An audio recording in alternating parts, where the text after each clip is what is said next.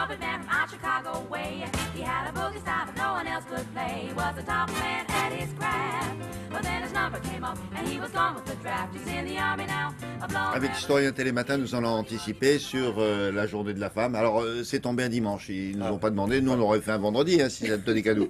Mais bon, parce qu'on est là le vendredi et le samedi aussi, vous me direz. Oui. Mais bon, là, alors, ce qui est amusant ce matin avec Frédéric Gersal, on va s'intéresser. Pour commencer, on a coupé cette chronique en deux avec des noms que vous connaissez bien et dont on ne savait pas que derrière ces noms-là se cachaient des femmes.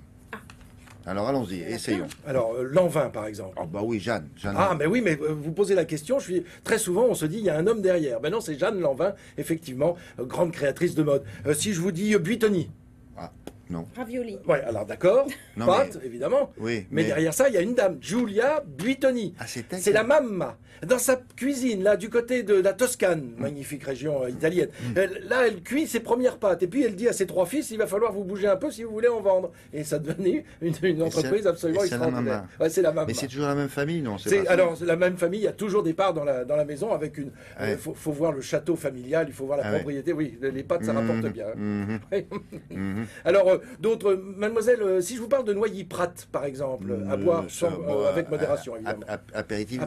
Des années d'avant-guerre. Oui, absolument. Mais Mademoiselle Noilly, on trouve encore en vente. Hein. Mais Mademoiselle Noilly et Monsieur Pratt, eh ben, Mademoiselle Noilly, c'est elle qui est à l'origine, parce que c'est son papa qui avait créé ce premier alcool à Marseille. Et du coup, comme son père avait pris Monsieur Pratt pour le vendre, ben, elle l'a épousé. Mais c'est elle qui tenait les rênes de l'entreprise.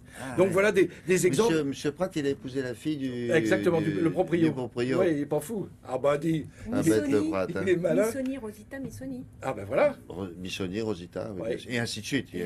Et le petit, vous savez, les camemberts, le petit, oui, je sais pas. Ah ben Léontine le petit. Oui, c'est elle qui est à l'origine de ces premiers fromages. Et puis alors, son mari va imaginer la boîte en peuplier, vous savez, qui permet de transporter et d'aller loin, puisque c'est son fils qui va même imaginer de les transporter en avion. On est dans les années 1900, juste entre les deux guerres. Et ainsi de suite. On pourrait s'amuser à ça avec... Bon. Alors, deuxième moitié. Ben, si on partait en images, on va quand même découvrir des noms qui nous disent que... Là, bah oui, on fait de la télé. Et ben voilà, c'est Cognac Jay. Ça vous dit quelque chose, Cognac Jay? Oui, une rue. Une rue, des studios aussi. Ben voilà, Mademoiselle Jay, qui a épousé Monsieur Ernest Cognac. C'est bien après qu'elle a épousé. Ah ben bien sûr, non, mais bien sûr. Mais qu'est-ce qu'ils ont créé d'eux? La Samaritaine, la Samar, vous savez, ce grand magasin. Mais voilà, elle était première vendeuse au bon marché. Alors ça vous dit quelque chose? Qui apparaît le lit? Oui. Non, c'est Mademoiselle. Ah non, c'est Madame Gray, pardon, Madame Gray. Avec son fameux turban. Ah oui, Gray. Alors Gray, c'est curieux parce que c'est pas son nom, hein. Elle s'appelle Germaine Émilie Krebs. Et elle a épousé Serge Seyfeldt. Et Serge, c'est le prénom de son mari qu'elle va choisir comme anagramme. Dans Serge, on retrouve Gray, il y a un E en trop, mais voilà comment est né son nom de dame de haute couture.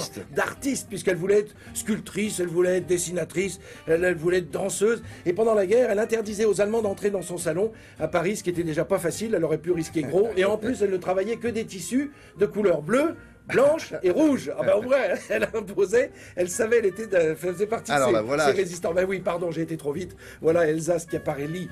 Elle aussi, artiste, puisqu'elle voulait être sculptrice, elle aussi, elle voulait être dessinatrice, elle voulait peintre, puis finalement, elle est rentrée dans la mode après la crise de 29, et elle a créé son entreprise. Elle disait, il faut humer la mode. Elle a travaillé avec Hubert de Givenchy et Pierre Cardin. Et puis elle a eu une petite fille qui a fait du cinéma. Ah oui, absolument. Et alors, et là, si je vous dis Lu... Marisa Berenson. C'est ça, voilà, je cherchais.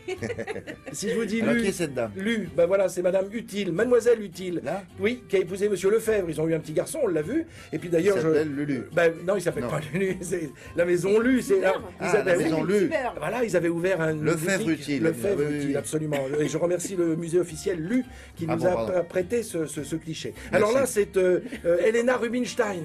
Là aussi. Alors voilà une femme qui naît dans l'horreur à Cracovie, dans le ghetto de Cracovie, avec ses 7 sœurs. Et puis elle part chez un oncle en Australie. Et là, elle va découvrir un produit. Elle se dit, il faut que je le vende. il faut que je fasse du bien aux femmes. Alors elle commence par les Australiennes, puis très vite, elle va venir en Europe, partir aux États-Unis. À chaque fois qu'elle ouvre une entreprise, elle y place une de ses sœurs. Donc c'est vrai, oui, oui, il y a un côté, j'allais dire fraternel, mais c'est même pas ça, c'est sœur aînelle. Il y a un côté Oui, bande. oui, Là, c'est la exactement. bande, oui. Familial, énorme. Oui, oui, c'est extraordinaire. Et puis en 45, au moment de la guerre, au lendemain de la guerre, elle dit aux Françaises, ben voilà ce que je vous apporte des États-Unis, comme les GIs ont apporté des pâtes à mâcher, elle a profité des de boissons. la... Voilà, absolument. Ah oui, Alors qu'elle avait déjà mis en vente ses produits depuis fort longtemps. Pas bête. Mais elle a décuplé sa fortune rien que par cette petite opération d'après-guerre. Même famille encore. Ah oui, Qui absolument. est encore là. Oui, tout à Parfait, fait. merci beaucoup.